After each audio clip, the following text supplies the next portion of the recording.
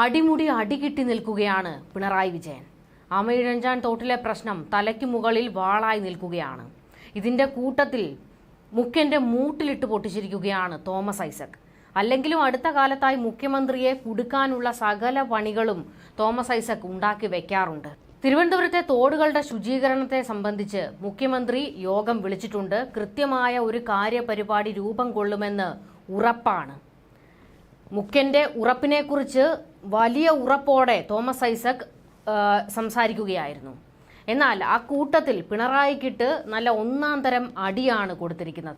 ആമയിഴഞ്ചാൻ തോട്ടിലെ വിഷയം ചർച്ചയായി ഇങ്ങനെ കത്തി നിൽക്കുമ്പോൾ അതിന്റെ കൂട്ടത്തിൽ തിരുവനന്തപുരത്തെ ഇത്തരത്തിലുള്ള തോടുകളുടെയും ആറിന്റെയും ഒക്കെ അടുത്തുള്ള കയ്യേറ്റങ്ങളെക്കുറിച്ച് വലിയ രീതിയിൽ ചർച്ച വരുന്നുണ്ട്.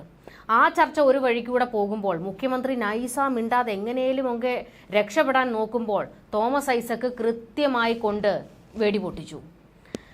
തോമസ് ഐസക് പറഞ്ഞിരിക്കുന്നത് തോടിന്റെ സൈഡിലുള്ള കയ്യേറ്റങ്ങൾ പൊളിച്ചിരിക്കണം, കൃത്യമായ നടപടി സർക്കാർ സ്വീകരിക്കണം എന്നൊക്കെയാണ്. ഇതെങ്ങനെ ഒന്ന് കയ്യേറ്റം ഒഴിപ്പിക്കാനാണ്? കാരണം മുഖ്യന് വളരെ വേണ്ടപ്പെട്ടവരൊക്കെയാണ് ഇവിടെ കയ്യേറിയിരിക്കുന്നത്.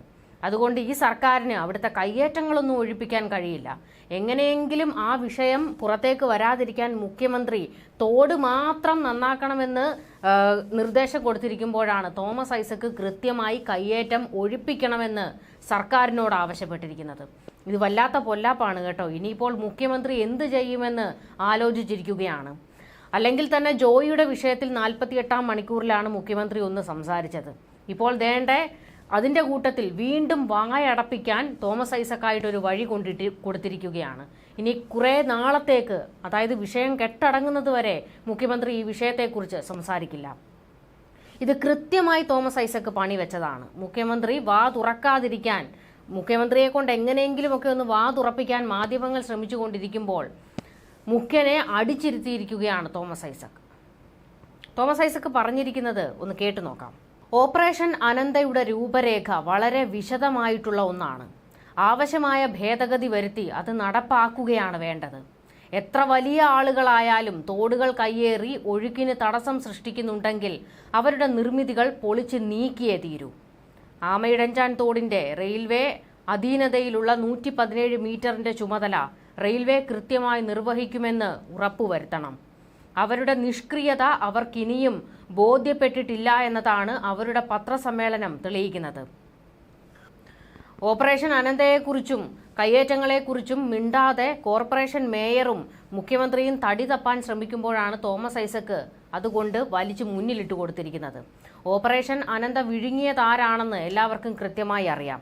നവീകരണത്തിനായി 25 കോടി കേന്ദ്രത്തിൽ നിന്ന് കിട്ടിയത് ആരൊക്കെ പുട്ടടിച്ചു എന്നത് വഴിയെ അറിയണം. എന്തായാലും അതിലൊക്കെ നല്ല ഒന്നാന്തരം അടി കിട്ടാൻ പോകുന്നതേ ഉള്ളൂ ഹൈക്കോടതിയിൽ നിന്ന്.